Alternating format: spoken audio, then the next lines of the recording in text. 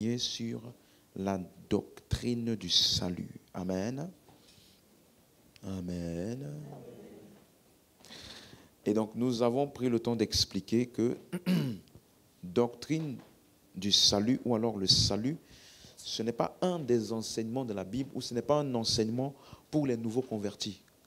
Comme on a souvent l'habitude de le voir, l'apôtre Paul dit à Timothée dans 2 Timothée 3, verset 15, « Dès ton enfance, tu connais les saintes lettres ou alors les saintes écritures.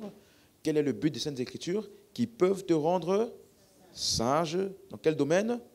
Le salut par la foi en Jésus-Christ. » En d'autres termes, le but des Écritures, c'est de nous révéler le salut qui est par la foi en Jésus-Christ. Et donc, dans cette étude, nous avons pris le temps d'analyser certains mots importants en grec. Le salut, c'est le mot grec soteria. Le sauveur, c'est le mot soter. Et le verbe sauver, c'est sozo. OK? Et on a dit que ça parle principalement du fait de secourir quelqu'un d'un danger. Et donc, nous avons vu dans Matthieu 1, 21 que le salut est donc en rapport avec le péché. Il dit, elle enfantera un fils, tu lui donneras le nom de Jésus, c'est lui qui sauvera son peuple de ses péchés. Donc, Jésus est venu nous sauver de nos péchés. C'est clair pour tout le monde jusqu'ici? Et donc, si on est sauvé du péché, ça veut donc dire qu'il y avait un danger associé au péché. Parce que c'est ça le mot soteria ou sozo, ça veut dire secourir d'un danger. Dis amen si tu es avec moi. Et donc, ce qu'on appelle aujourd'hui l'évangile, c'est le message qui annonce donc le salut, la rémission des péchés, qui implique que Dieu nous a sauvés, préservés et épargnés des conséquences et du châtiment du péché. Amen. Et donc dans cette série, on met donc l'emphase sur on a été sauvés de quoi? Quel est donc ce châtiment? Quel est ce jugement? Tu es avec moi? Et on a parcouru déjà une certaine distance avec ça, n'est-ce pas? Donc je ne vais pas revenir sur tout ce qu'on a vu. Mais par contre, on a commencé à voir dans ce qu'on appelle la fin des incroyants. Tous ceux qui ne croient pas, quelle sera leur fin? Et on a vu qu'il y a 3 points de vue qui existent aujourd'hui. Le premier point de vue, c'est quoi? Tous les incroyants, qu'est-ce qu'ils vont faire? Premier point de vue, ils vont brûler encore et encore et encore, chauffer. Beaucoup en enfer, c'est ça? Ça, c'est le premier point de vue. Deuxième point de vue, c'est quoi? C'est que, comme Dieu est amour, c'est les universalistes, tôt ou tard, d'une manière ou d'une autre, tout le monde sera sauvé. Le troisième point de vue, c'est la destruction totale des injustes. Est-ce qu'on est ensemble? Et donc, pour étayer ces différents points, pour déterminer quel est scripturairement ce qui est correct, on a vu quelques exemples dans l'Ancien Testament. Avant de donner cet exemple, regardez 2 Pierre chapitre 2, verset 5. Amen, amen. Lisons ensemble, regardez ce qu'il dit. S'il n'a pas épargné l'ancien monde, mais s'il a sauvé qui? Noé. Lui, 8e, ce prédicateur de la justice, lorsqu'il fit venir le déluge sur un monde d'impies. Tout le monde suit? On a bien interprété ça, on a dit lorsqu'il fit, n'est pas dans l'original. Ce n'est pas Dieu qui a fait venir le déluge. Le déluge est la conséquence du rejet de Dieu par le peuple. Parce que l'action de Dieu, c'est de sauver. La puissance de Dieu, c'est pour le salut. Et lorsque les hommes rejettent Dieu, alors si la puissance du salut n'est plus là, quelle est la conséquence? La destruction. On se rappelle de ça, n'est-ce pas? J'ai pris le temps d'expliquer ça tout en détail. Mais regardez, ce qu'il faut comprendre dans cet exemple, c'est qu'il utilise l'histoire de Noé, verset 6. Ça sera plus clair. Il dit, s'il a condamné à la... Plus fort, à la quoi? Ok. À la destruction et quoi? Réduit en cendres. Les villes de Sodome et Gomorrhe, suis bien, les donnant comme quoi? Exemple aux impies. Donc, si tu veux savoir comment sera la fin des impies, des méchants, des incroyants, l'histoire de Sodome et Gomorrhe te donne un aperçu. Ils n'ont pas brûlé encore et encore et encore. Ils ont été détruits et réduits en cendres. Donc, le point biblique que nous avons vu, en se basant sur toutes les histoires de l'Ancien Testament que nous avons vues, le déluge de Noé, tous ceux qui n'ont pas cru et ne sont pas rentrés dans l'arche ont été comment? Détruits. C'est ça? Même l'histoire, le peuple d'Israël qui est passé par la mer Rouge et ceux qui sont le peuple d'Égypte qui est resté dans la mer Rouge, ils ont été quoi? Engloutis, détruits. Est-ce qu'on est ensemble? Donc c'est pourquoi Jésus a dit dans Jean 3,16, il a dit, car Dieu a tant aimé le monde, suis-moi bien, qu'il a donné son Fils unique, afin que quiconque croit en lui, suis bien, ne périsse point, mais qu'il ait la vie éternelle. Suis bien. On a vu le mot périr, c'est le mot grec apolumie, apolumie, c'est ça, qui veut dire trois choses. On se rappelle? Détruire, démolir complètement et faire disparaître. Donc, Dieu a tant aimé le monde qu'il a envoyé son Fils unique afin que quiconque croit en lui ne soit pas détruit, ne soit pas complètement démoli et ne fasse pas quoi? Disparaître. Donc, la seule manière d'avoir l'éternité, c'est de croire en Jésus. Ceux qui ne croient pas en Jésus n'ont pas d'éternité. Parce que la vie éternelle est le résultat de la foi en l'œuvre de Christ. Donc, il y a beaucoup de doctrines qu'on a avalées nous disant que tout homme est éternel. D'autres vont aller dans l'éternité en enfer, dans l'éternité avec Dieu. Ce n'est pas vrai. La vie éternelle, l'éternité n'est possible que pour ceux qui ont cru. Ceux qui n'ont pas cru là, ils vont périr. Ça veut dire être totalement détruits. Amen, amen. Et donc, c'est pour cela qu'on a donc commencé à voir ensuite donc, ce qu'on appelle le séjour des morts. Dis avec moi le séjour des morts. Et là, je veux ton attention parce que on a commencé vendredi à parler depuis l'Ancien Testament. Qu'est-ce qu'on appelle le séjour des morts? C'est le mot hébreu Sheol. Ça parle du monde souterrain. C'est utilisé pour la tombe, là où on met les corps. C'est aussi utilisé pour le lieu spirituel où vont, entre guillemets, si je peux appeler ça comme ça, les âmes après la mort. Ok? Vous comprenez pourquoi je dis entre guillemets. Donc, ce mot est utilisé pour la première fois dans Genèse 35, verset 37. 37, verset 35. Suivez bien.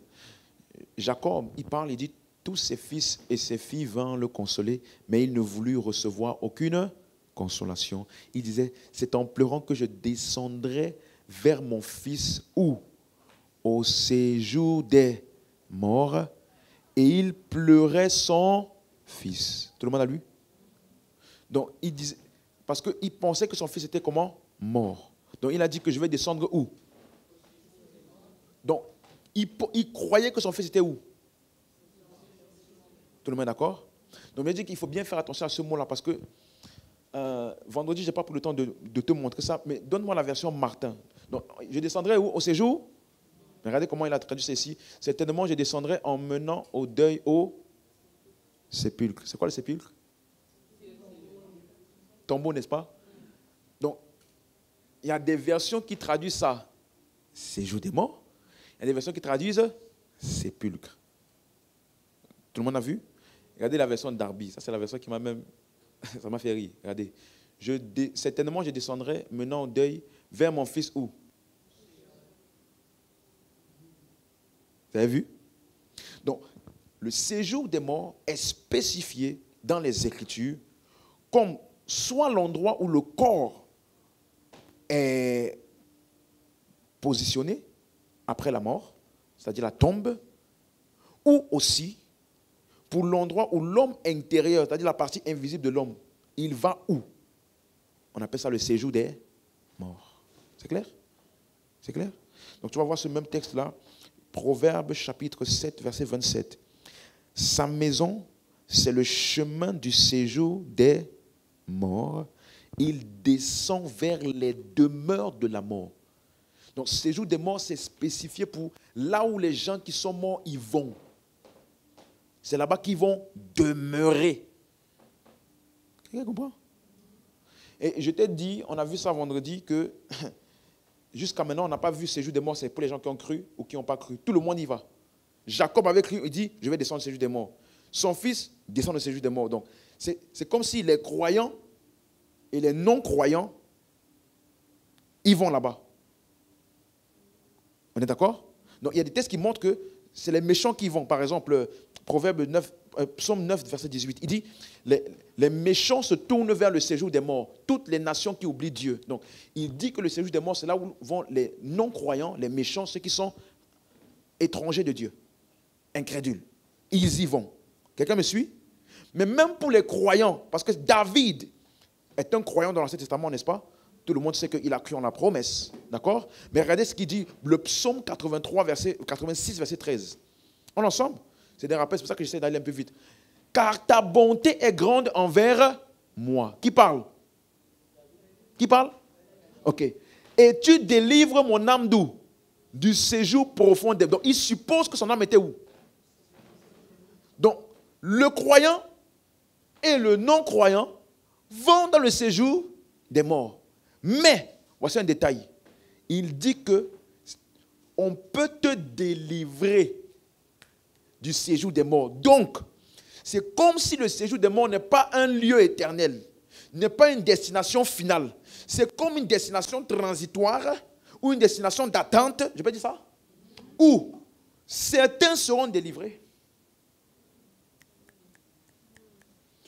Parce qu'on avait vu que la fin des méchants, c'est quoi? Destruction. Donc, ça ne peut pas être ça.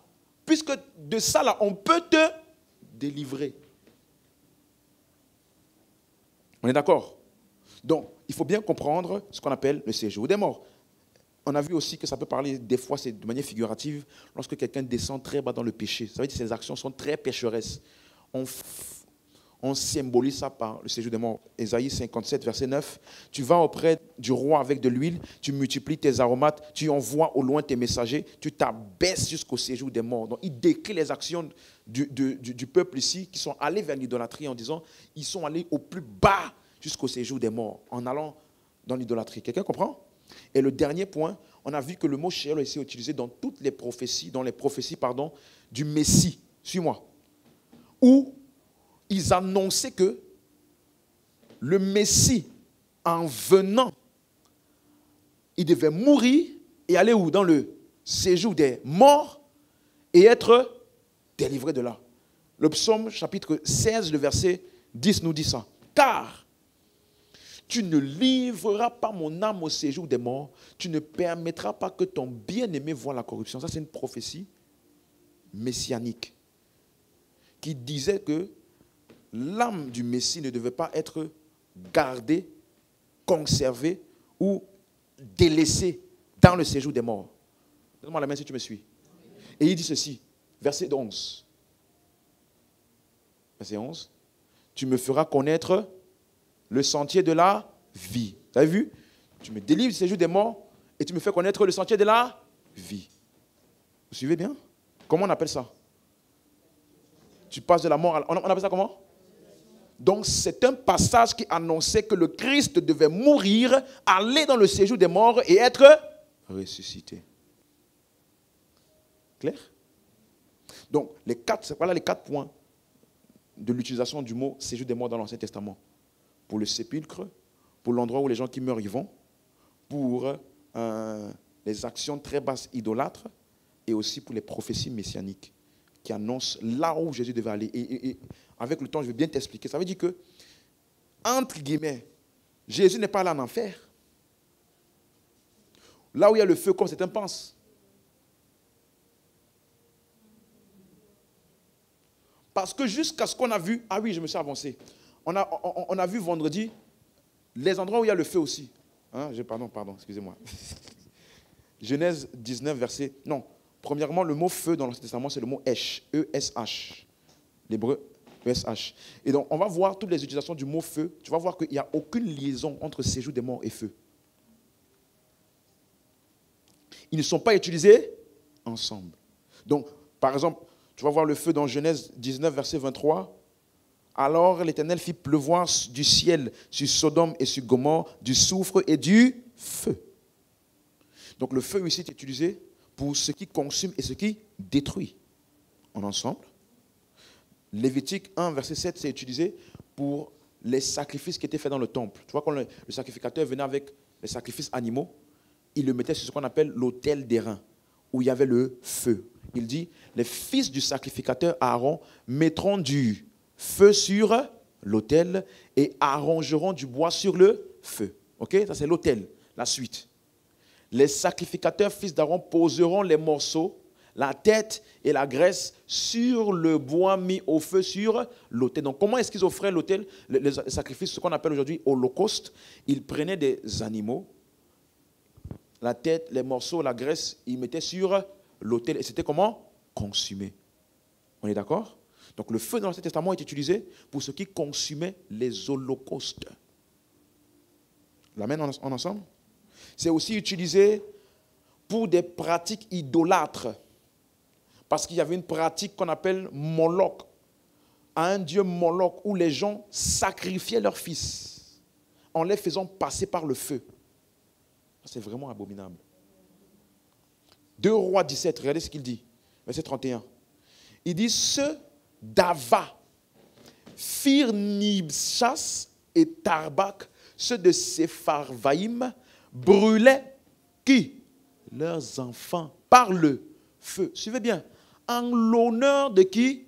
D'Adramélec et d'Anamelec. Qui sont-ils? Des dieux de Sepharvaïm. Bon, des gens, ton enfant qui est sorti de toi, tu vas lancer dans le feu comme ça. En l'honneur d'un dieu. Eh, Dieu. Donc, amen, amen. Et dernièrement, c'est aussi utilisé pour le jugement sur le péché dans l'Ancien Testament. Michée 1, verset 7. Toutes ces images taillées seront brisées, tous ces salaires impurs seront brûlés au feu. C'est clair? Et je ravagerai toutes ces idoles. Donc c'est utilisé pour ce qui consume ou annule les pratiques pécheresses ou le jugement sur le péché. Donc je récapitule. Ça fait référence au sacrifice.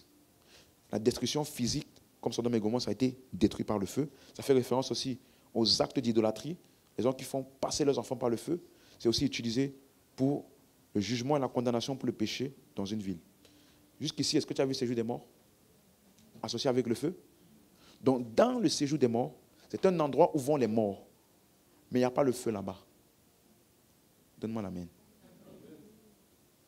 Donc, les gens qui ont les visions, où ils voient les gens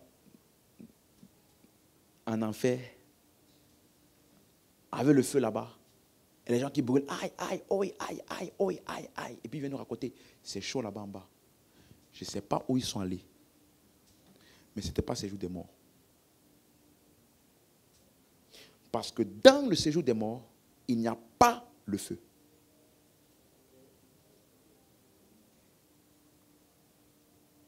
Je n'ai pas dit que c'est un lieu doux dans lequel il n'y a rien et puis tu fais dans sa salle là-bas. Non. Mais c'est un lieu de tourment, mais les tourments ne sont pas par le feu. Amen. Je peux avancer maintenant? Et donc, en étudiant toujours le séjour des morts, donc le séjour des morts, il n'y a pas le feu. Le séjour des morts, c'est le lieu où vont les morts après leur mort. C'est ça? On a donc vu maintenant, on s'est posé une question. Qui ou quoi ou qu'est-ce qui a créé le séjour des morts? On se rappelle? Parce que on avait vu ensemble dans Genèse que lorsque Dieu a tout créé, il vit que cela était... Quand il a fini de sa création, il a tout regardé ce qu'il a créé. Et c'était comment? Bon. Est-ce que le séjour des morts est bon? Non. Donc, au moment où Dieu a tout créé, il n'y avait pas... Donc, qu'est-ce qui a créé le séjour des morts? Non. Quand je dis qui ou quoi a créé le séjour des morts? On a donc vu Romains chapitre 5, verset 12. C'est pourquoi, comme j'avais moi un seul homme, tu as lu quand tu avais moi? Par qui? Un seul homme. Le péché est entré dans le monde. Donc, quand Dieu a tout créé, y avait-il le péché? Non. Le péché est entré dans le monde par qui? Pas par Dieu, ni par le diable. Par un seul homme. Et par le péché, la mort. Donc, d'où vient la mort? Le péché. D'où vient le péché? Donc, d'où vient la mort? Ou plus précisément, le choix de l'homme. Parce que l'homme a été créé, il lui a donné le libre arbitre. Tu peux manger de l'arbre de vie, tu auras la vie. Si tu manges de l'arbre de la connaissance du bien et du mal, tu mourras. Donc le choix de l'homme a engendré le péché et la mort. Et donc, on avait dit que lorsque l'homme a péché, est-ce que ça veut dire donc que tous les hommes sont devenus pécheurs? Non. On avait dit, qu'est-ce qui a été transmis? La mort, le corps, la mortalité. On a vu ça, n'est-ce pas? Donc, en réalité, c'est pourquoi ceux qui croyaient en la promesse et ceux qui ne croyaient pas en la promesse, tous étaient quand même mortels. Donc, c'est pour cela que c'est ce péché-là qui a engendré la mort, qui a aussi engendré le séjour des morts. On est ensemble? Ça fait sens? Donc, c'est pour cela que tu vas voir dans les prophéties, le séjour des morts, l'action de Dieu n'est jamais pour faire le séjour des morts ou bien pour emmener au séjour des morts, mais toujours pour délivrer du séjour des morts. Ça, c'est l'action de Dieu. C'est pourquoi tu vas voir dans le psaume 16 qu'on a lu tout à l'heure, il dit, verset 8, « J'ai constamment l'Éternel sous mes yeux. Quand il est à ma droite, je ne chancelle pas. » Verset 9. « Aussi mon cœur est dans la joie, mon esprit dans l'allégresse, et mon corps repose en sécurité. » Pourquoi? Car tu ne livreras pas mon âme au séjour des morts. Tu ne permettras pas que ton bien-aimé voie la corruption. Mais tu me feras connaître les sentiers de la vie. Donc, il spécifie que Dieu est celui qui va te faire sortir de la mort pour te faire voir la vie. Donc, Dieu est l'auteur de la vie. Il est celui qui sort les hommes de la mort à la vie. Mais où est venue la mort? Du péché. D'où est venu le péché? De l'homme. Donc l'action de Dieu n'est pas ni dans le péché, ni dans la mort. Mais l'action de Dieu est dans la délivrance de la mort et du péché, et ainsi que du séjour des morts. Donne-moi l'amen. Clair? On peut avancer? Donc, c'est pour cela que dans l'Ancien Testament, tous avaient l'espérance d'être délivrés du séjour des morts. Le psaume 86, verset 12, comme on a dit tout à l'heure, « Je te louerai de tout mon cœur, Seigneur mon Dieu, et je glorifierai ton nom à perpétuité, car ta bonté est grande envers moi, et tu délivres mon âme du séjour profond des morts. » Donc, comment est-ce que David a décrit Dieu? Comme celui qui envoie dans le séjour des morts ou celui qui délivre au séjour des morts? C'est clair? C'est clair jusqu'ici? Donc, ça veut dire que ce n'est pas l'action de Dieu. Et on verra par la suite que même le séjour des morts sera détruit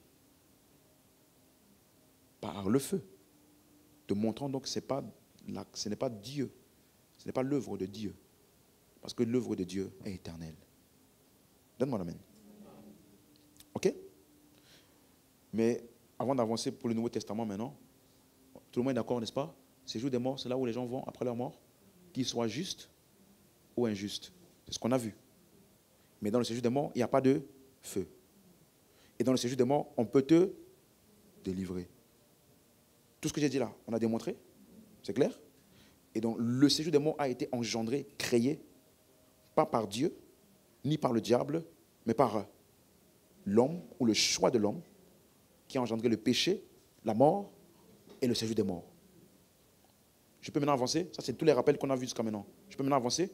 Donc, scripturairement dans l'Ancien Testament, on a analysé le séjour des morts là-bas. Maintenant, suis-moi, Nouveau Testament.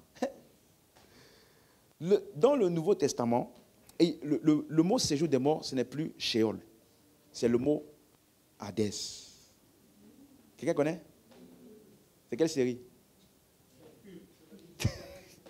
toutes les séries là, toutes les séries qui ont un background grec, Hadès, ça veut dire c'est le lieu des morts. En fait, dans les séries là, Hadès, il a appelé le dieu de quoi?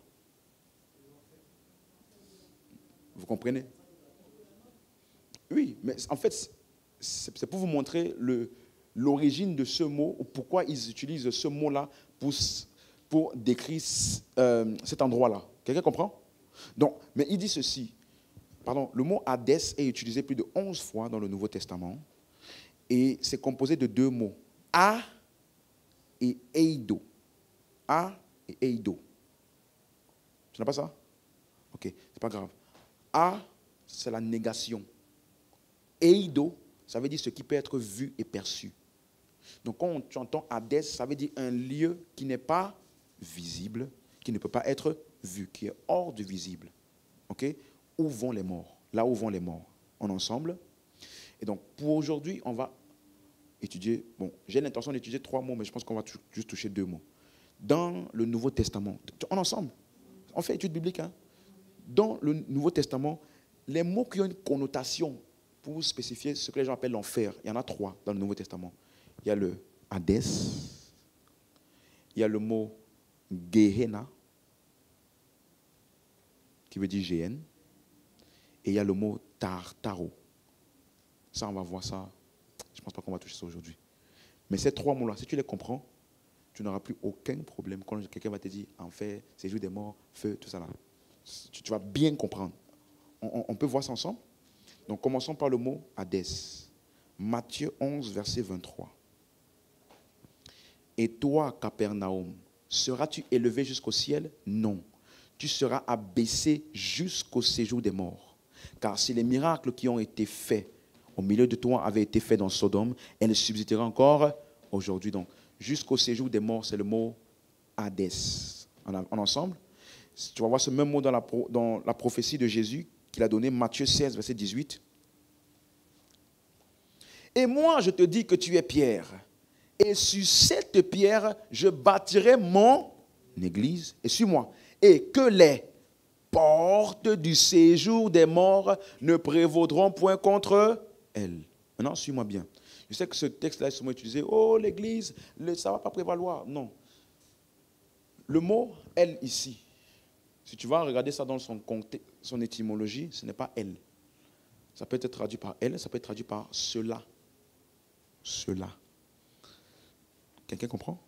Qu'est-ce que ça veut vouloir dire? On va voir. Le premier mot, c'est le mot je bâtirai. Bâtir, là, en grec, c'est le mot oikodomeo. C'est un mot qui parle de quelque chose qui est établi une fois pour toutes. Ce n'est pas une action continuelle. Donc Jésus n'est pas en train de bâtir son église. Ce mot est utilisé pour quelque chose qui est fait une fois pour toutes. Donc ce que Jésus annonçait ici n'est pas une action continuelle. C'est une action qui devait avoir lieu une fois pour toutes. Donc de quelle action il parlait? Qu'est-ce qu'il prophétisait? Il dit, je bâtirai mon église. Qu'est-ce qu'on appelle église en grec? C'est le mot ecclésia. Suis-moi bien. C'est composé de 2 mots. Ek et quoi? Kaleo. Ek, ça veut dire hors de. Kaleo, ça veut dire appelé. Donc, c'est quoi l'église? C'est le rassemblement de tous ceux qui sont appelés hors d'eux. Maintenant, tu vas te poser la question, hors de quoi? Parce que si tu comprends hors de quoi, tu vas comprendre ce qu'il a appelé bâtir mon église, n'est-ce pas? Parce que c'est ça qui regroupe les gens qui sont appelés hors d'eux. Hors de quoi? Et que les portes de Hadès ne prévaudront point. Le mot prévaloir en grec, c'est le mot katishuo. Tu vas connaître ce mot-là comme ça quand tu vas en Grèce. Comment allez-vous? Voilà. Donc, le mot katishio, ça veut dire quelque chose qui est supérieur en force. Ça veut dire quand il y a un rapport de force, c'est lui qui l'emporte. C'est lui qui va vaincre. C'est lui qui a une capacité supérieure. C'est lui qui va prévaloir. En d'autres termes, les paroles de Jésus ici, suis-moi bien, expliquaient donc que l'église bâtie là vient du fait que les portes du séjour des morts ou de Hadès ne vont pas avoir assez de force pour retenir ceux qui vont être appelés hors de ça. Donc, écoute-moi, l'église, c'est toutes les personnes qui ont été appelées hors de quoi? Séjour des morts. Mais je t'ai dit, c'est quelque chose qui a eu, quand il dit bâti, c'est quoi? Une fois pour toutes. Donc, qu'est-ce qu'il annonçait? Il annonçait donc, lui, tu n'abandonneras pas ton sein où? Dans le séjour des morts. Tu me feras voir les sentiers de la vie. Donc, il annonçait que lui, écoute-moi bien, par sa résurrection, l'église est bâtie. Le séjour des morts ne peut plus jamais retenir quiconque croit en Jésus. Et les membres de l'église de Christ, ce sont ceux qui sont déjà sortis du séjour des morts. Donc, quel que soit ce que je vais t'expliquer maintenant, séjour des morts là, dis à ton voisin, ça ne me concerne pas.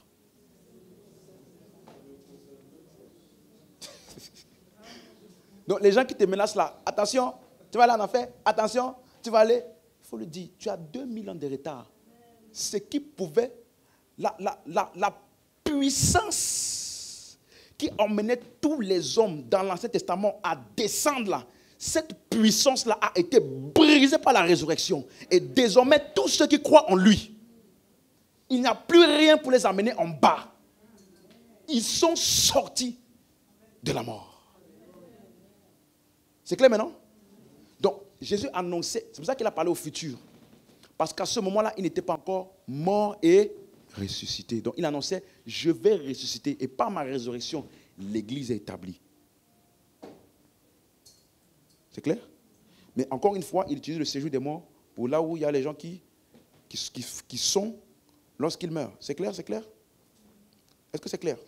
Donc, Jésus annonçait donc que par sa résurrection, toutes les personnes qui étaient maintenues dans le séjour des morts avant qu'ils ne soient ressuscités, qu'est-ce qui va se passer pour eux? Ils sont sortis. Maintenant, tu comprends mieux pourquoi la Bible dit dans Matthieu 27 que lorsque Jésus a été ressuscité, les tombeaux de tous les saints de l'Ancien Testament ont été ouverts. Ils sont sortis, on les a vus marcher dans les villes. Donc les gens ont vu David, les gens ont vu Abraham. Pourquoi? Parce que c'est en cette promesse-là qu'ils croyaient. Eux tous espéraient. La Bible dit ils sont morts dans la foi. Ils ne sont pas morts en Christ, ils sont morts dans la foi. Ça veut dire qu'ils avaient l'espérance, la ferme assurance des choses qu'on... La démonstration de celles qu'on ne...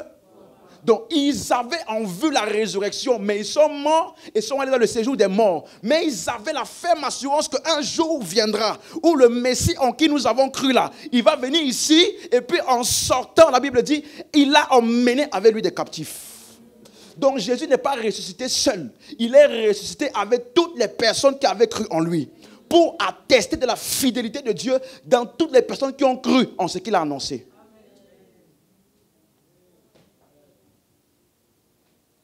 En ensemble. Donc, ça veut dire que avant la résurrection de Jésus, tout le monde, croyant ou pas, allait où? Maintenant, il y a une parabole qui va nous donner plus de détails. En ensemble. Luc 16, verset 23. Vous connaissez l'histoire de Lazare et le riche? Non? Oui. Parce qu'il y a flamme là-bas. Oh, oh. Ok, allons là-bas. Suis-moi. Dans le séjour des morts, bon, pour ne pas perdre du temps, parce que je vais réexpliquer ça un peu plus loin aujourd'hui. J'espère. Mais dans le séjour des morts, il leva les yeux, et tandis qu'il était en proie au tourment, non, ça c'est le riche. Le riche, donc Lazare et le riche, les deux sont morts. Et le riche, donc dans le séjour des morts, tandis qu'il était en proie au tourment, il vit de loin Abraham et Lazare dans son sein. Donc, ils sont au même endroit puisqu'ils peuvent se voir. Ils peuvent même se parler. Ça se passe au même endroit, mais il y a comme une distinction. Regarde verset 20, verset 20. Je sais quel verset là? Oui, verset 24. Il s'écria, Père Abraham, aie pitié de moi et envoie Lazare pour qu'il trempe le bout de son doigt dans l'eau et me rafraîchisse la langue, car je souffre cruellement dans cette flamme. Tu as lu? La suite. Ah, dis à ton voisin, calme-toi, ça va. Je sens le cœur de quelqu'un comme ça. Abraham répondit, mon enfant, souviens-toi que tu as reçu tes biens pendant ta vie et que Lazare a eu les maux pendant la sienne. Maintenant, il est ici, consolé. Tu as vu moi consolé? Et toi, tu souffres. Donc, c'est comme si ce n'est pas tous ceux qui étaient dans le séjour des morts qui souffraient. C'est comme s'il y avait, tu vois, imagine-toi, il fait chaud partout, et puis il y a un endroit là, il y a climatiseur là-bas. C'est une image, je n'ai pas dit qu'il y a climatiseur des séjours des morts, parce qu'il y a tous les gens qui vont comprendre. C'est une image, je n'ai pas dit qu'il y avait climatiseur, non, je n'ai pas dit ça. Je donne juste un exemple, comme si le séjour des morts qui est le lieu de tourment, tous ceux qui avaient cru en Christ, c'est comme s'ils étaient préservés dans un compartiment où ils ne subissaient pas la même souffrance que les non-croyants. Tout le monde voit? Ok. Verset 26. D'ailleurs, il y a entre nous et vous un grand abîme, afin que ceux qui voudraient passer d'ici vers vous ou de là vers nous ne puissent le faire. Tu as lu ça? Donc ça veut dire qu'avant la résurrection de Jésus, comme on a dit, ceux qui croyaient à l'évangile et ceux qui ne croyaient pas allaient dans l'Hadès, ou le séjour des morts. Mais il y avait une séparation. La séparation là était telle que vous pouvez vous voir, vous pouvez même vous parler, mais vous ne pouvez pas traverser. Quelqu'un avec moi? Donc, ça veut dire que c'est uniquement ceux qui étaient du côté des incroyants où il y avait les tourments. Et donc, après la résurrection de Jésus, écoute bien, seuls ceux qui ne croyaient pas à l'évangile ont été laissés là-bas.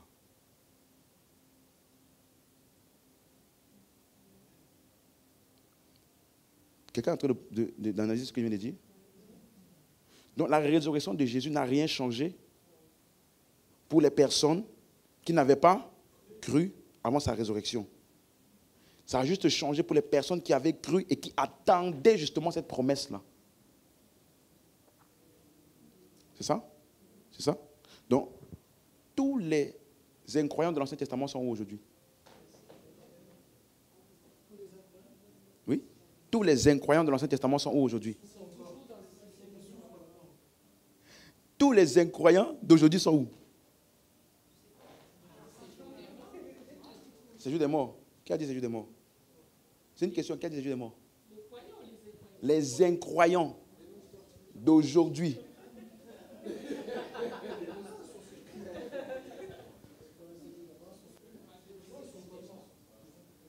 Les incroyants d'aujourd'hui qui sont morts, de notre génération là, ils sont où? Vous êtes sûr? Ça c'est mieux, c'est plus sage. Et là tu prends les devants, après on va te montrer des versets, tu vas commencer à... Non, je n'ai pas dit que ça n'existe plus.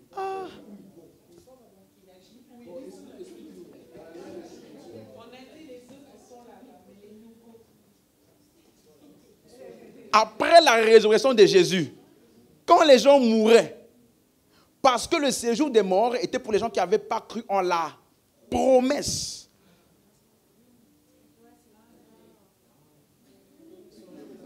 Je n'ai rien répondu, je te donne, je te fais juste réfléchir. Mais après la résurrection de Jésus, l'évangile n'est plus une promesse, puisque ce qui était annoncé, sa mort, son ensevelissement, sa résurrection, a déjà eu lieu. Donc nous, quand on prêche aujourd'hui, on ne prêche pas comme au temps d'Abraham, le Messie viendra. Non, la Vierge enfantera. Non, nous on dit, il est mort. Il a été enseveli, il est ressuscité. Donc pour ceux qui sont morts sans avoir cru en la réalité de l'événement, où vont-ils?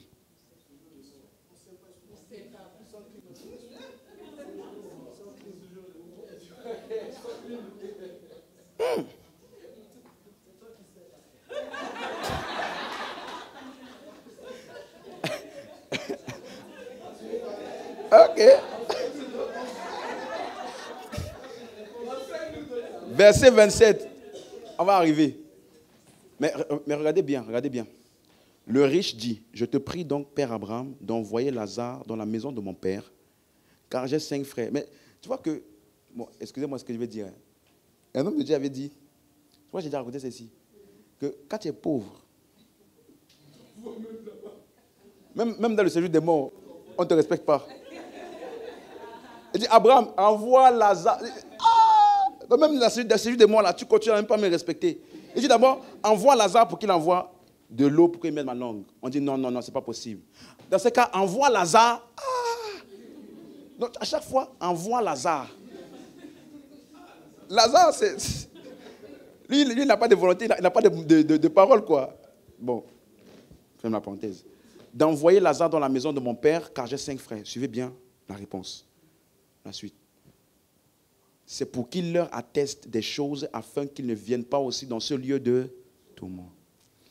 Donc il a demandé, tout le monde est d'accord ici, j'aimerais que quelqu'un qui a vu ce qui se passe ici en bas aille dire aux gens ce qu'il a vu là-bas en bas. N'est-ce pas? N'est-ce pas? La suite. Abraham répondit, ils ont Moïse et les prophètes. Qu'ils les écoutent. En d'autres termes, personne ne va venir ici pour venir après dire, j'ai vu l'enfer. Je suis venu vous dire comment c'est là-bas. Ils ont demandé, envoie quelqu'un qui a vu comme ça sera réel quand il va annoncer aux gens, c'est chaud là-bas et tout ça. Ils ont dit, mon ami, ils ont Moïse et les prophètes. Or, quel était le message de Moïse et les prophètes? Qui annonçait-il? Messie. Donc, ici, tu peux déjà voir que la raison pour laquelle Lazare, non, le riche, s'est retrouvé dans le séjour des morts, ce n'est pas parce qu'il ne donnait pas l'argent. C'est parce qu'il n'écoutait, il n'a pas écouté. En d'autres termes, il n'a pas cru. Il ne faut pas commencer à dire non, si tu ne me donnes pas l'argent, tu vas aller là-bas comme le riche. il y a des pauvres qui vont là-bas aussi. Hein. Non, juste comme ça, au moins tu es au courant. On est ensemble. Donc, c'est parce qu'ils n'ont pas écouté Moïse et les prophètes. Il dit qu'ils les écoutent. C'est clair maintenant? Donc, le moyen pour ne pas se retrouver là-bas, dans ce compartiment de tourment, c'est d'écouter qui? Moïse et les prophètes. Parce qu'à l'époque, il n'y a pas le Nouveau Testament. La suite. Et il dit, non, Père Abraham, mais si quelqu'un des morts va vers eux, il se... Quelqu'un comprend? Mais regardez la réponse.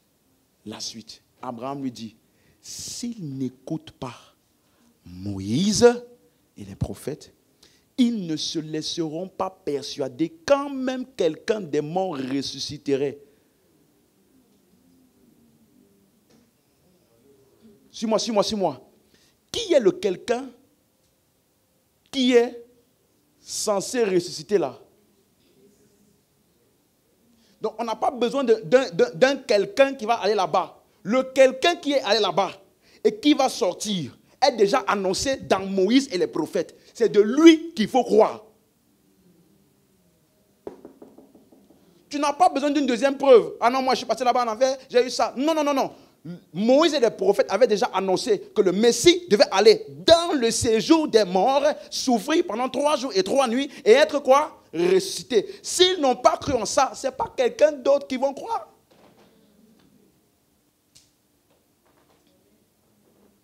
Tu es avec moi? Donc, ça veut dire que ça implique donc que ceux qui n'ont pas cru en la promesse et qui sont morts, lors de la résurrection de Jésus, ne seront pas délivrés de là. Parce qu'ils n'ont pas cru. C'est ça? Donc, est-ce que je peux dire que ça servait d'une salle d'attente pour les gens qui avaient cru? Avant la résurrection? Oui? Donc, ces jours des morts avaient un compartiment, une salle d'attente qu'on appelle le sein d'Abraham, où toutes les personnes qui avaient cru, comme Abraham a cru, étaient préservées là-bas pour le jour de l'accomplissement de la promesse en laquelle ils ont cru, c'est ça? Donc maintenant j'ai une question. Il y a qui là-bas aujourd'hui?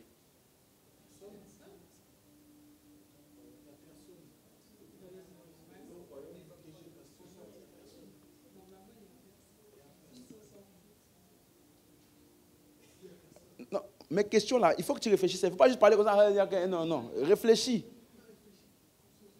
Aujourd'hui, dans ce compartiment-là, je n'ai pas dit est-ce qu'il y a un croyant, j'ai dit il y a qui là-bas? Les non-croyants. Dans le sein d'Abraham, qui dit il n'y a personne?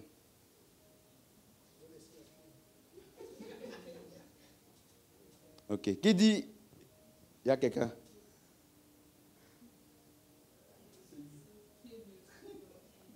Qui dit rien? Dis l'un, ni l'autre. Ok, vous qui avez dit qu'il y a quelqu'un là, il y a qui là-bas? Ceux qui n'ont pas cru. Ils sont dans le sein d'Abraham.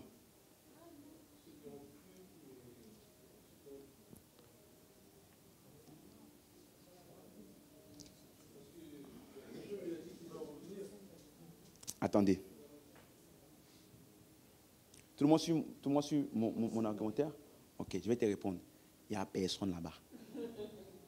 Quand Jésus est sorti, il a fermé sa clé. Les seules personnes qui sont dans le séjour des morts aujourd'hui, ce sont les personnes qui n'ont pas cru. Non, qui n'avaient pas cru au temps de Jésus. Mais la question qu'on a à répondre là, ceux qui n'ont pas cru aujourd'hui, sont où? Hein?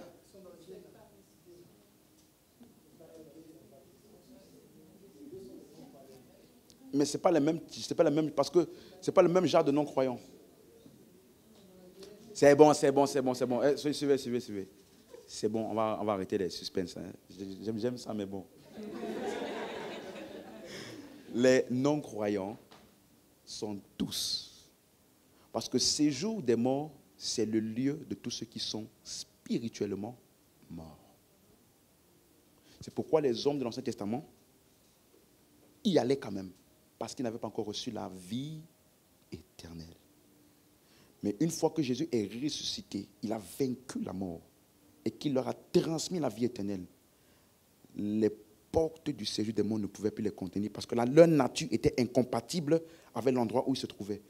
Ils avaient reçu la vie éternelle. Donc c'est pour ça que tu vas voir dans l'Ancien Testament, la prophétie dit, porte, levez vos linteaux. Quand Jésus est sorti de là, tous ceux qui avaient cru en lui sont sortis avec lui. Et tous les non-croyants aujourd'hui sont dans le séjour des morts, dans le compartiment des incroyants, où il y a le tourment. Donc, vous allez voir que Acte 2, verset 27, annonce, il dit, « Car tu n'abandonneras pas mon âme dans le séjour des morts. » Suis-moi. « Et tu ne permettras pas que ton sang voie la corruption. » Verset 31. C'est la résurrection de qui? Qu'il a prévu et annoncé en disant quoi? Qu'il ne serait pas abandonné où? Dans le séjour des morts. C'est clair maintenant? Et que sa chair ne verra pas la corruption. Donc, David annonçait que le Christ devait aller dans le séjour des morts et ensuite être ressuscité. Clair? En ensemble? Donc, un autre texte encore que tu vas voir, le mot Hadès, 1 Corinthiens 15, verset 55. 1 Corinthiens 15, 55. On va lire rapidement aussi ça. Ô mort, où est ta victoire? Ô mort, où est ton aiguillon? Version second 21.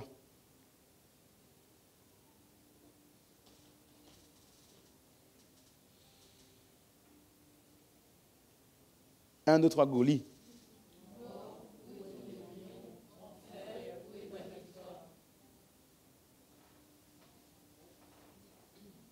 Est-ce qu'il a bien traduit? Le mot, en fait, ici, c'est quel mot? Hadès. Donc, chacun utilise le mot qu'il veut pour traduire ça. Mais nous, on sait à quoi ça fait référence. C'est clair? Parce que ça, c'était annoncé déjà par Osée 13, verset 14. C'est ça que je t'ai expliqué, que la puissance qui emmenait les hommes vers le bas, tous, croyants ou pas croyants, lorsqu'ils mouraient, la puissance qui les faisait descendre vers le bas, par la résurrection de Jésus, cette puissance a été brisée. Il dit, je les rachèterai de quoi? De la puissance du séjour des morts. Et je les délivrerai de la mort. Ô mort, où est ta peste? Séjour des morts, où est ta destruction? Mais le repenti se dérobe à mes regards. Est-ce qu'on est ensemble? Donc, Isaïe avait annoncé ça. Et même dans 1 Corinthiens 15, le verset 54, avant le verset 55 qu'on a lu, il dit, lorsque ce corps corruptible aura revêtu l'incorruptibilité et que ce corps mortel aura revêtu l'immortalité, donc il parle de ce jour-là où notre corps mortel va être changé encore comment? Immortel. Il dit, alors s'accomplira la parole qui s'est écrite, la mort a été engloutie dans la victoire. On a suivi? Et ça, c'est dans Isaïe 25, verset 8, version Darby. Il dit, il engloutira la mort en victoire. Donc, Paul expliquait que la résurrection du corps physique, écoute-moi, sera la victoire finale sur la mort. Donc, jusqu'à aujourd'hui, il y a encore les traces de la mort. Bien que Jésus a vaincu la mort. Mais la victoire, la manifestation totale de la résurrection de Jésus n'est pas encore vue. Le jour où ce corps sera changé, englouti par l'immortalité, maintenant, la mort, l'emprise de la mort aura été complètement brisée. Alléluia. C'est pour ça que la Bible nous dit que les croyants ne meurent pas. Ils dorment. Pourquoi? Parce qu'un jour, ils vont se réveiller. Et ce corps sera ressuscité, corps comment? Glorieux. Donc même les chrétiens qui meurent n'ont pas été vaincus par la mort. Non. Parce que, en fin de compte, ils vont ressusciter avec un corps glorieux. Est-ce qu'on est ensemble? Autre texte rapidement, Apocalypse 1, verset 18. Amen, amen. Et le vivant, j'étais mort, et voici, je suis vivant au siècle des siècles, et je tiens les clés, dis avec moi les clés, de la mort et du séjour des morts. Qui parle? Jésus. Donc, ça c'est encore le résultat de sa résurrection. Il dit, j'étais mort, et je suis maintenant vivant. Et désormais, il a les clés. Le mot clé, là, c'est le mot cléis en grec. Ça veut dire un accès. Ça veut dire que l'accès au séjour des morts, ou l'autorité sur le séjour des morts, par la résurrection de Jésus et sa victoire sur le séjour des morts, il a désormais l'autorité sur le séjour des morts. Ça veut dire que toutes les personnes qui croient en lui sont au-dessus du séjour des morts.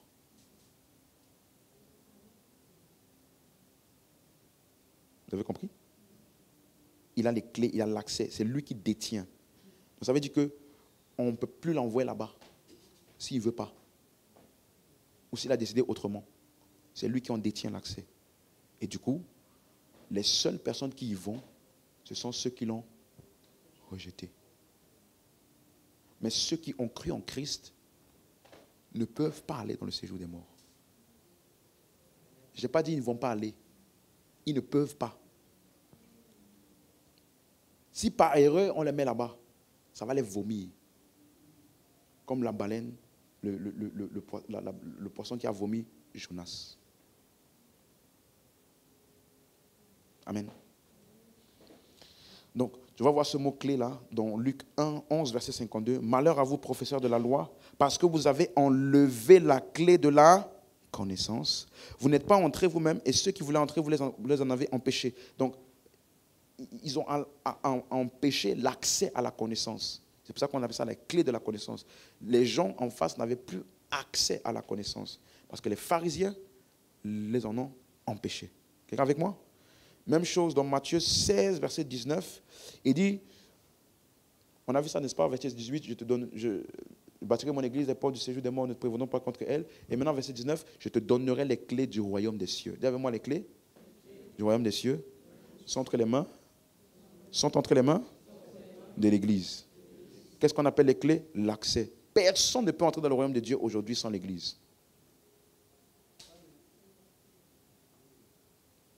La clé d'accès au royaume des cieux, c'est qui?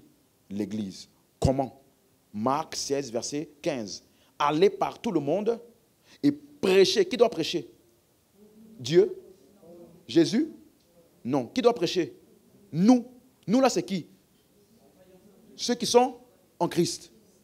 Donc, si tu ne prêches pas, voici, verset 16, la conséquence, celui qui croira et qui sera baptisé sera...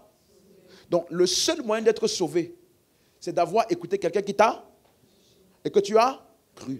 Donc, la clé du royaume des cieux aujourd'hui, entre les mains de qui? Si tu ne prêches pas, il n'y a pas de salut. Ce n'est pas entre les mains de Dieu, c'est entre les mains de l'Église. C'est pour ça que Jésus a dit, allez prêcher. Parce qu'en prêchant, vous donnez l'opportunité aux hommes de croire et d'entrer dans le royaume. Je te donnerai les clés du royaume des cieux. C'est clair? Et celui qui ne croira pas sera condamné. Donc même les clés, ces jours des morts là, entre les mains de qui? Hein? Si quelqu'un n'entend pas, est-ce qu'il va ne pas croire? Tu ne peux que rejeter ce qui t'a d'abord été présenté. Si rien t'a été présenté, tu ne peux rien rejeter. Donc c'est en annonçant l'évangile qu'on donne l'opportunité aux hommes, soit du royaume des cieux, soit du séjour des morts. Mais en tout cas, c'est ce qu'on leur présente qui détermine ensuite leur destination. Tu vois à quel point c'est important? Deux derniers textes pour cette partie-là. Je regardais Apocalypse 6, verset 8. Je regardais et voici, parut un cheval d'une couleur pâle. Celui qui le montait se nommait la mort et le séjour des morts l'accompagnait. Amen, amen, amen. Apocalypse 20, verset 13. Suivez bien ça. La mer rendit les morts qui étaient en elle. Et la mort et le séjour des morts rendit qui? Les morts qui étaient en eux. Et chacun fut jugé selon ses œuvres. Tu as lu? On parle du jugement dernier. La suite. Et la mort et le séjour des morts furent quoi? Jetés où? Dans les temps de feu. C'est la seconde. Donc, les temps de feu, c'est la seconde. Donc, la mort et le séjour des morts vont. La mort va mourir. Le séjour des morts va mourir. Donc, ce n'est pas un état final. Ce n'est pas la destination finale. Amen, amen, amen. C'est clair? Donc, Hadès ou Sheol, les deux parlent du lieu où vont les morts. Ok? Je vais revenir sur la parabole là. Je n'ai pas oublié. Mais voyons un autre mot qui parle maintenant du feu lui-même. On appelle ça la géhenne. Gehenna. Tu as déjà entendu ce mot-là? Regardez, c'est un mot qui est utilisé plus de 12 fois. Matthieu 5, verset 22. Mais moi, je vous dis que quiconque se met en colère contre son frère mérite d'être puni par les juges, que celui qui dira à son frère Raka mérite d'être puni par le Sanhédrin, et que celui qui dira insensé mérite d'être puni par le feu de la géhenne. Donc, pour géhenne, là, on associe ça à quoi? Feu. Pour Hadès, on a simplement dit séjour des morts. Mais pour géhenne, on dirait le feu de la géhenne. Donc la géhenne est le lieu où il y a le feu. C'est clair? Alors, pour vous qui comprenez qui avait un peu de background juif ou qui avait étudié ou ce genre de choses, j'ai expliqué ici que Gehenna ou Géhenne est un mot compris par les Juifs. C'est un endroit physique qui existe aujourd'hui à Jérusalem, qu'on appelle la vallée d'Hinnom, où les ordures, les déchets et même les animaux morts sont jetés et puis ils sont consumés. On a appelé ça, ici ça s'appelle comment? Incinérateur, c'est ça? Où vous amenez tous vos déchets, les trucs qui ne sont pas importants là. On consume ça. Donc, il y a un lieu à Jérusalem aujourd'hui qu'on appelle Gehenna. Donc, quand Jésus disait, vous allez être jetés dans la géhenne, eux, ils n'imaginaient pas un endroit où tu vas souffrir, brûler, et puis revenir, brûler, et puis être constitué. Non, c'est un endroit où tu vas être détruit et réduit en cendres. C'est ça qu'ils avaient en tête. C'est clair? Donc Jésus a utilisé ce mot-là de manière figurative pour expliquer ce qui va arriver aux incroyants à la fin de tout. Ils vont être détruits. Tout comme la mort et le séjour des morts, ainsi que le diable et ses démons. C'est clair? C'est clair, c'est clair? Donc, c'est aussi un lieu où on pratiquait des idoles, des sacrifices en adoration d'idoles. Et ça a été utilisé par Jésus, ça a aussi été utilisé par Jacques. On verra ça après. Mais c'est pour spécifier la destruction. Le verset 29. Si ton œil droit est pour toi une occasion de chute, arrache-le et jette-le loin de toi, car il est avantageux pour toi. Qu'un seul de tes membres périsse et que ton corps entier ne soit pas jeté où? Dans la géhenne. C'est clair? Donc vous allez voir la même chose, verset 30. Un autre texte important, Matthieu 10, verset 28. Et là, c'est là que je t'ai expliqué que ce que les gens appellent l'âme n'est pas éternel. On dit non, l'âme est éternelle. Parce que tôt ou tard, ton âme va aller en enfer, l'âme d'autres personnes va aller. Non. Regarde. Ne craignez pas ceux qui tuent le corps et qui ne peuvent pas tuer. Quoi?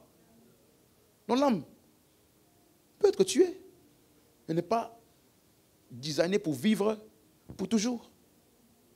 Mais craignez plutôt celui, ou bien on a traduit, ce qui peut faire périr l'âme et le corps où? Dans la géhenne. Donc la géhenne est l'endroit où tous les incroyants, esprit, âme et corps vont être jetés là-bas pour être quoi?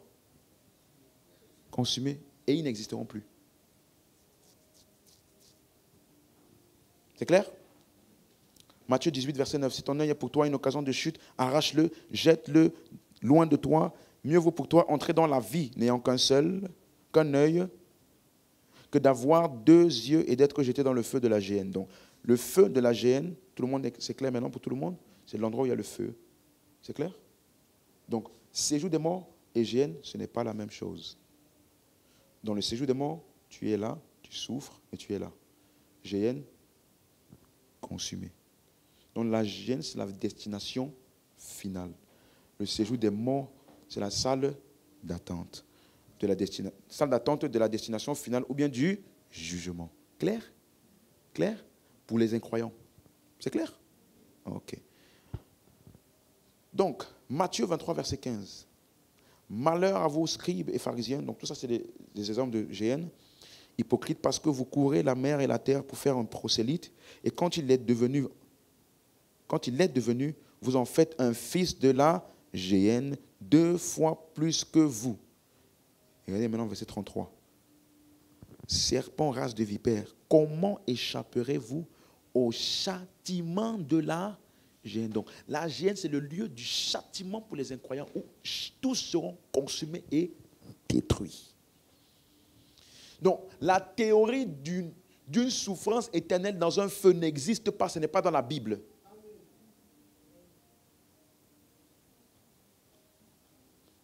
Tout le monde a lu?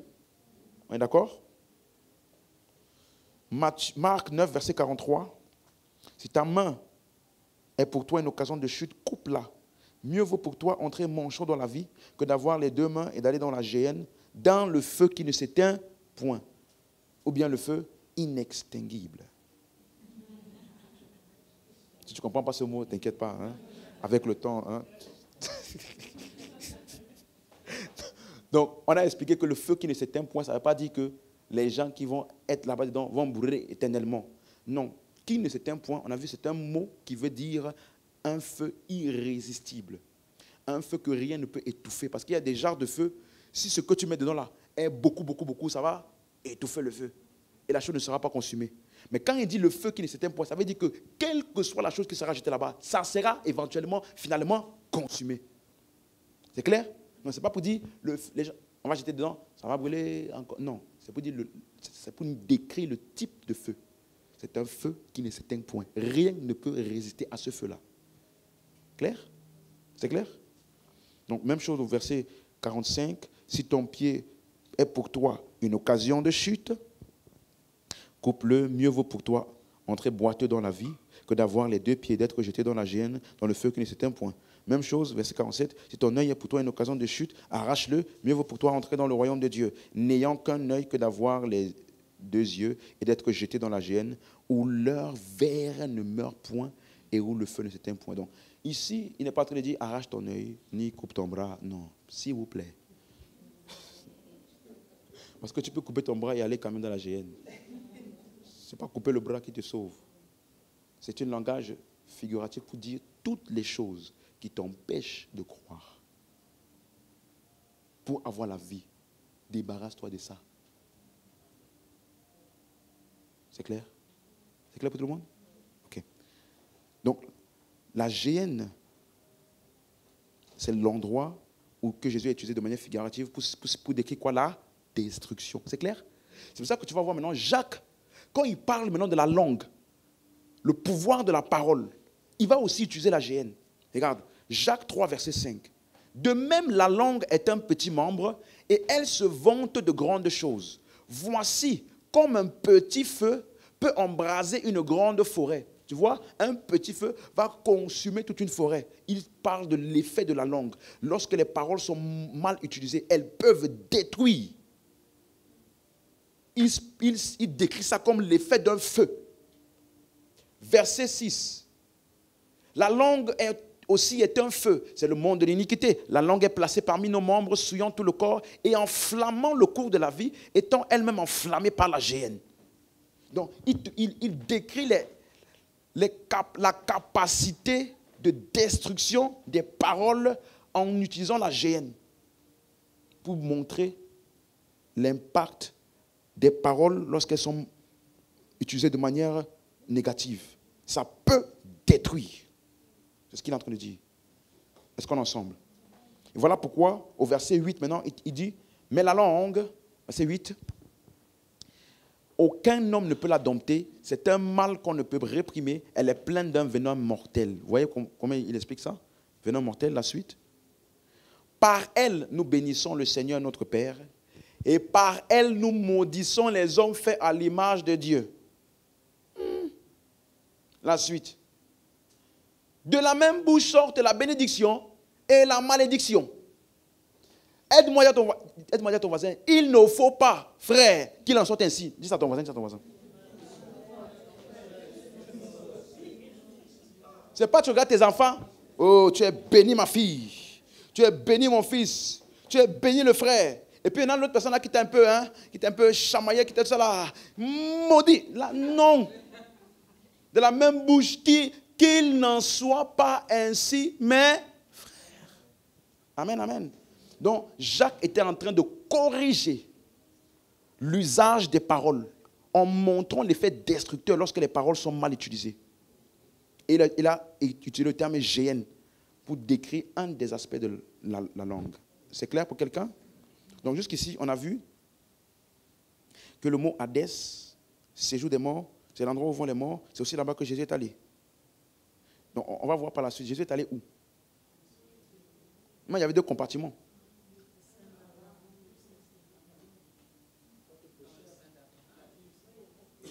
Jésus est parti de sein d'Abraham.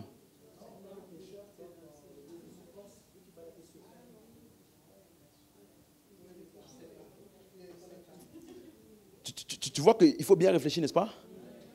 Il est descendu de celui des morts. Où?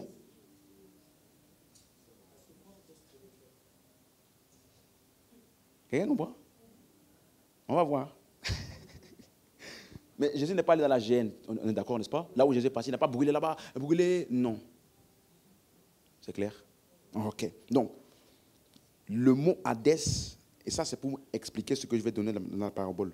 Le mot Hadès n'est pas spécifié pour un lieu où il y a destruction.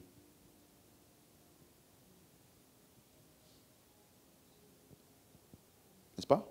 C'est un lieu où il y a souffrance, mais pas un lieu où il y a destruction. Or, destruction est la caractéristique du feu.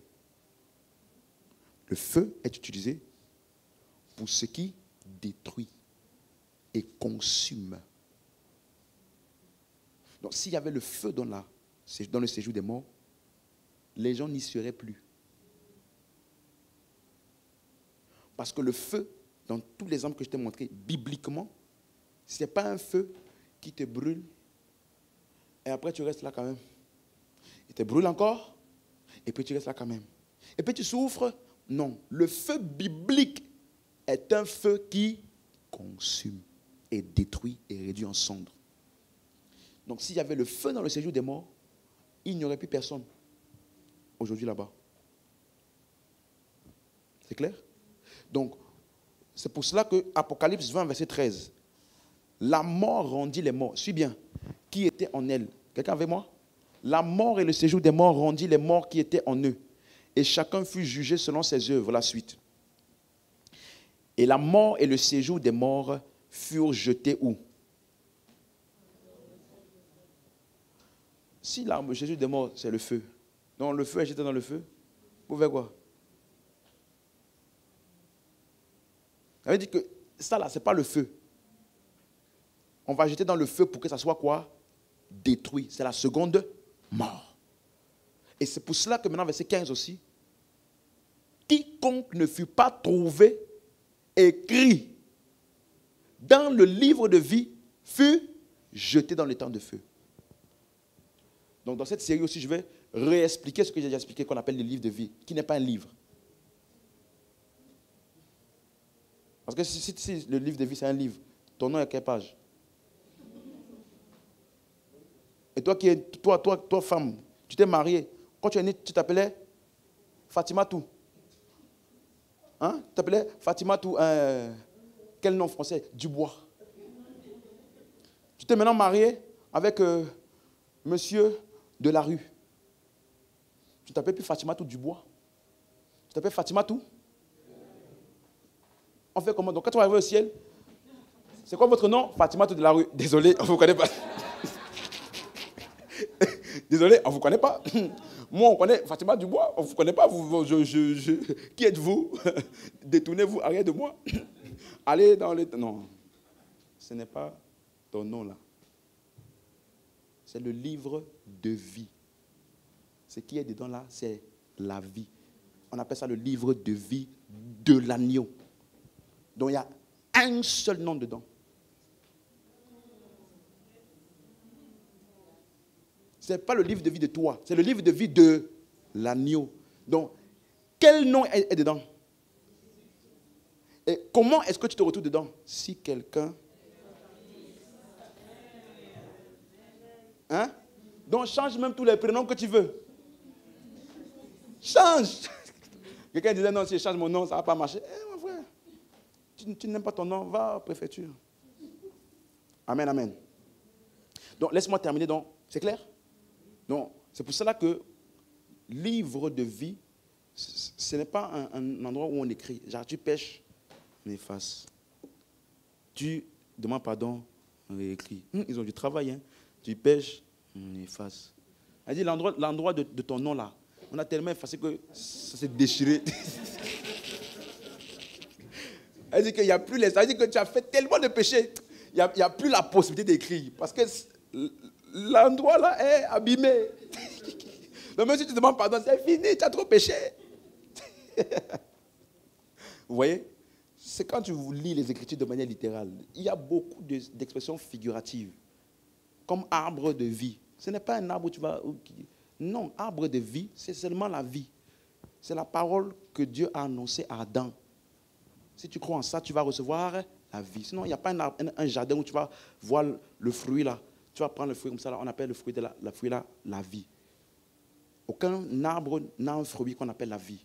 Par contre, l'évangile de Christ, quand tu crois, tu reçois la vie. C'est clair? Ok. Luc 16, 19. Laisse-moi terminer par là. Amen, amen. Tout le monde en ensemble jusqu'ici? Donc, quand on va te dire séjour des morts, tu sais de quoi il s'agit, n'est-ce pas?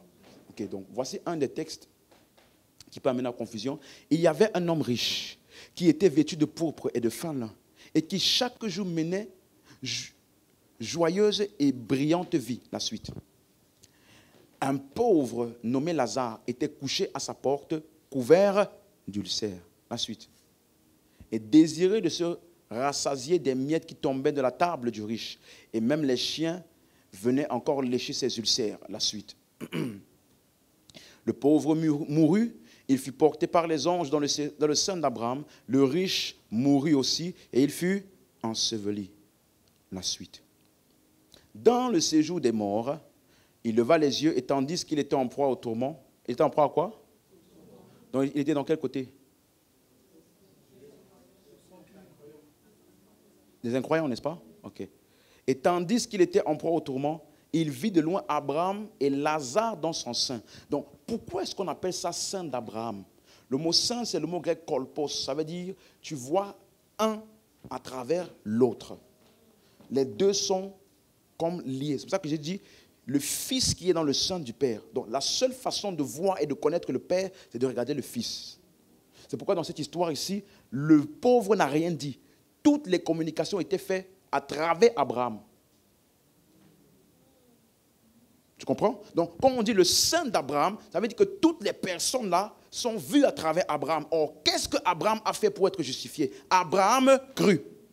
Et cela lui fut imputé à justice. Donc, qu'est-ce qu'on appelle sein d'Abraham? C'est l'endroit où toutes les personnes qui avaient cru comme Abraham sont allées. Sein d'Abraham. C'est clair?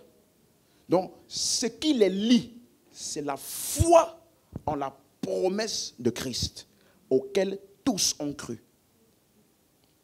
Est-ce que tout le monde a compris ça? Ok. Donc, verset 23, dans le séjour des morts, voilà, ok, la suite. Il s'écria, Père Abraham, aie pitié de moi et envoie Lazare pour qu'il trempe le bout de son doigt dans l'eau et me rafraîchisse la langue, car je souffre cruellement dans cette flamme. Note bien cette partie. La suite. Abraham répondit, mon enfant, souviens-toi que tu as reçu tes biens pendant ta vie et que Lazare a eu les maux pendant la sienne. Maintenant, il est ici consolé et toi, tu souffres. La suite. D'ailleurs, il y a entre nous et vous un grand abîme afin que ceux qui voudraient passer d'ici vers vous ou de là vers nous ne puissent le faire. Donc, comment est-ce qu'on interprète une parabole? J'ai déjà fait l'étude avec vous. Dans une parabole, il y a des faits, il y a des informations fictives qui ne sont pas réelles. Et il y a une leçon qui est généralement avant ou après la parabole. Quelqu'un me suit? Donc, comme on avait vu ensemble, n'est-ce pas, l'homme qui avait envoyé plusieurs de ses serviteurs. Et puis, dans sa vigne. Et puis, les vignerons là ont tué tous les serviteurs. Et puis, il a envoyé son fils. Et puis, les vignerons ont tué son fils. Il a dit maintenant, ce roi irrité ira faire périr ses vignerons et confieront sa vigne à d'autres. Si tu ne fais pas attention, tu vas penser que le roi là, c'est Dieu. Non. C'est une histoire banale que Jésus a racontée. Il faut se poser la question, quelle est la leçon qu'il voulait qu'on comprenne de cette parabole? Pas qu'on aille détail par détail de toutes choses pour voir, parce que si tu fais ça, le roi là qui s'est irrité, ça veut dire que Dieu s'irrite? Non. Il vient pour faire périr les gens? Non. Quelle est la leçon de cette parabole? C'est simple. Jésus disait juste aux pharisiens que le Père a envoyé plusieurs prophètes pour les avoir tués. Il envoie aussi son fils pour le tuer. Quelle sera la conséquence? Vous périrez. C'est tout. Vous avez compris? Donc dans les paraboles, il y a beaucoup d'histoires fictives et de faits fictifs. Ce que tu dois tirer comme compréhension, c'est la leçon. Donc, quelle est la leçon de ce qui est communiqué ici? C'est que tous les morts vont dans un endroit.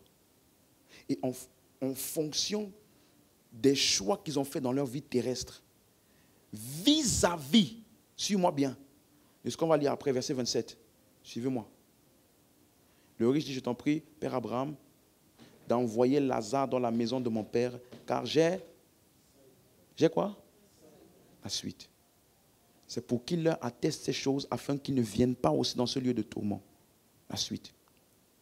Abraham répondit, ils ont Moïse et les prophètes, qu'ils les écoutent. Donc toutes les personnes qui étaient dans le sein d'Abraham, ils avaient écouté qui? Vous avez compris maintenant? Et ils ont cru en la promesse du Messie, du Christ qui devait venir. Tous ceux qui ont cru en cette promesse-là ont été gardés, préservés dans le sein d'Abraham. Donc il lui demande, envoie des Lazare pour qu'il aille dire à mes frères qui sont encore là-bas vivants et qui n'ont pas cru comme moi. Parce que s'ils vont voir quelqu'un qui est ressuscité, ils vont croire. Ils vont se repentir. Donc il parlait de certaines personnes qui n'avaient pas cru, mais qui étaient encore vivants. Vous suivez? Pour qu'ils sachent que dans le lieu où nous nous trouvons là, c'est un lieu de tourment. Est-ce que tu es avec moi jusqu'ici? C'est clair? Il a appelé ça Hadès. Donc, le fait qu'il dit, verset 24, souffrir cruellement dans cette flamme, rappelez-vous, le mot feu est utilisé pour la destruction avec le mot Géhen ou Gehenna.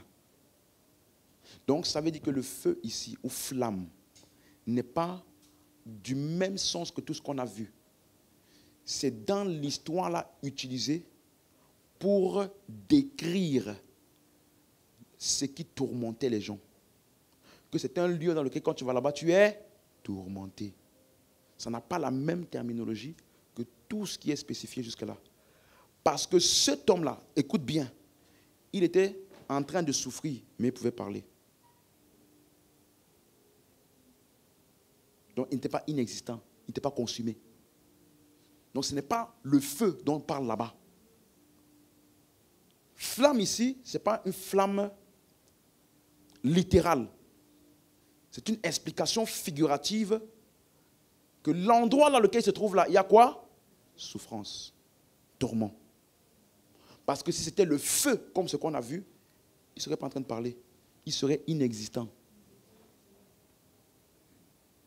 C'est pour ça que je dis dans la parabole, il faut comprendre quelle est la leçon. Donc la leçon, c'est quoi? Quand tu ne crois pas, tu iras dans un lieu de tourment. Et quand tu crois, tu iras où? Dans le sein d'Abraham. Ça, c'est bien sûr avant la croix. C'est clair? Est-ce que c'est clair? Donc, verset 27, le riche dit, je te prie donc, Père Abraham, d'envoyer Lazare dans la maison de mon père, car j'ai 5 frères. C'est pour qu'il atteste que je ne viens pas dans ce lieu de tourment. Verset 29, Abraham répondit, ils ont Moïse et les prophètes qui les écoutent. Verset 30, et il dit, non, Père Abraham, mais si quelqu'un des morts va vers eux, ils se repentiront. Le mot repentir, c'est le mot métano, ça veut dire changer d'avis, changer de pensée. Donc, toutes les personnes qui n'ont pas changé d'avis pour croire iront dans le lieu de tourment. C'est ce que cette parabole est en train de spécifier. C'est clair pour quelqu'un? C'est clair? Donc, et le verset 31, et Abraham lui dit, suis bien, s'ils n'écoutent pas Moïse et les prophètes, ils ne se laisseront pas persuader. Donc ça veut dire que le but de Moïse et les prophètes, c'est de te faire quoi? Te persuader pour que tu changes d'avis. Donc ça veut dire que pour que tu crois. Donc le facteur de différenciation dans cette histoire, c'est la foi. Ça n'a rien à voir avec richesse ou pauvreté. Richesse et pauvreté étaient juste des facteurs fictifs utilisés par Jésus pour une histoire. Mais j'espère que tu es conscient que cette histoire n'a jamais existé. Hein? Jésus avait une leçon à donner. Donc, il a constitué une histoire pour pouvoir véhiculer cette leçon-là. Mais Lazare, riche, ils n'ont jamais existé. Hein? C'est une parabole. On est ensemble? Vois que tu penses que quand je vais aller au ciel, je vois Lazare là-bas. Quel Lazare? Bon, peut-être Lazare, le frère de Marie, qui était ressuscité là. Oui, lui, tu vas le voir. Mais le jeune homme riche là, ou riche, il y a beaucoup de riches au ciel. Hein? Au cas où. Donc, la pauvreté n'amène pas en enfer. Amen. Hein? Amen. Ok. Donc, Abraham, les Moïse et les prophètes, c'était pour impliquer qu'ils devaient croire ou être persuadés. Donc, comme on l'a vu jusqu'à maintenant, dans les paroles des prophètes, même Jean-Baptiste, ils ont tous témoigné de Christ et aussi des conséquences de l'incrédulité à l'évangile. N'est-ce pas? Donc l'homme riche, il décrit la condamnation ou la destruction comme étant la conséquence à l'incrédulité à l'évangile. C'est ce qu'on a vu dans cette parabole. Ceux qui ont été incrédules, c'est eux qui sont dans le lieu de tourment. Donc dans l'Ancien Testament, dans les 4 évangiles, et dans les épîtres, et dans le message des apôtres, ils ont tous témoigné l'œuvre de Dieu et de Christ, c'est de sauver les hommes du péché. Et pour tous les hommes qui rejettent cette œuvre salvatrice, quelle est leur fin? Ils vont dans le séjour des morts en attendant le jour du jugement où ils seront tous avec la mort, le diable, le séjour des morts, jetés dans les temps de feu pour être consumés pour toujours. Et la terre sera aussi consumée. Et il n'existera que l'homme en Christ, ainsi que le royaume. C'est clair? Tout est clair? Donc dans l'éternité, il n'y aura que de bon. Tout ce qui est mal et mauvais aura été consumé. Ça, c'est l'idéal de Dieu. Amen. On peut se lever.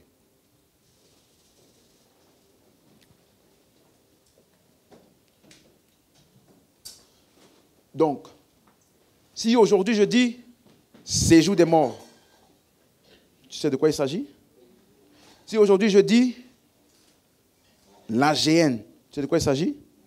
Si aujourd'hui je dis le feu qui ne s'éteint point, tu sais de quoi il s'agit? Donc tu sais maintenant situer chaque chose. Tu sais aussi qui sont les personnes qui y sont là-bas. D'accord? Et même Jésus, j'ai répondu à ça? Là où il est parti? Je n'ai pas répondu? Non. Et tu n'as pas répondu aussi ceux qui aujourd'hui sont morts en Christ, ils vont... Oui, moi, je n'ai pas répondu dans cette série. Ceux qui sont morts en Christ aujourd'hui. Mais ils meurent. Tom t'a dit, ceux qui sont morts où? Donc, tu as déjà répondu là où ils sont. Ceux qui, je reprends, regarde sa phrase. Hein. Ceux qui sont morts où? Ils sont où? Donc elle répond à la question et puis elle me pose la question. Parce que si quelqu'un est en Christ, donc maintenant, présentement, tu es où? Donc quand tu vas mourir où? Donc tu vas aller où? Comment ça tu vas aller en Christ alors que tu es en Christ? Tu vas aller où? Nulle part. Tu vas simplement délaisser cette enveloppe mortelle et la seule réalité qui sera visible et réelle pour toi, ce sera ta réalité en Christ, là où tu as toujours été. Comment? Qui ne sera pas visible? C'est visible pour eux, pour nous. Hein? Mais la série sur le ciel, là, je pensais qu'on avait réglé ça.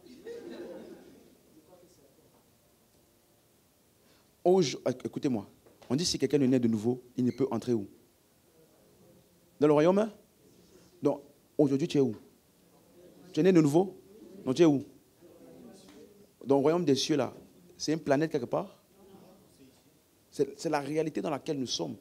Est-ce que tu sais qu'ici, il y a des anges? Hein? Ils sont au ciel, non? Mais ils sont ici. Donc, le ciel, ce n'est pas un endroit. C'est une sphère, un domaine invisible. Donc, présentement, physiquement, tu es où? Sur la terre. Mais spirituellement, tu es où? Dans le ciel. Donc, quand tu meurs, tu laisses la réalité physique là. Et la seule réalité à laquelle tu es exposé, c'est la réalité spirituelle, où tu as toujours été. Ça fait sens? C'est pour ça qu'aujourd'hui, on a des visions. On voit des anges. Oui. Quelqu'un me comprend? Parce qu'ils sont là où nous sommes. Mais maintenant, notre corps physique nous permet de voir le monde physique ici. Et dans l'esprit, tu peux voir le monde spirituel. Mais le jour où tu meurs, le corps physique, tu le laisses. Donc tu n'as plus accès au monde physique. La seule réalité qui te reste, c'est le monde spirituel ou invisible. Mais c'est là où tu as toujours été. Ce n'est pas un voyage. C'est clair maintenant? Un peu clair? Ok. Ça marche. Amen, amen. Bon, élève juste la main, tu vas rendre grâce à Dieu. Tu as été béni par la parole. Tu dis simplement merci Seigneur pour ta parole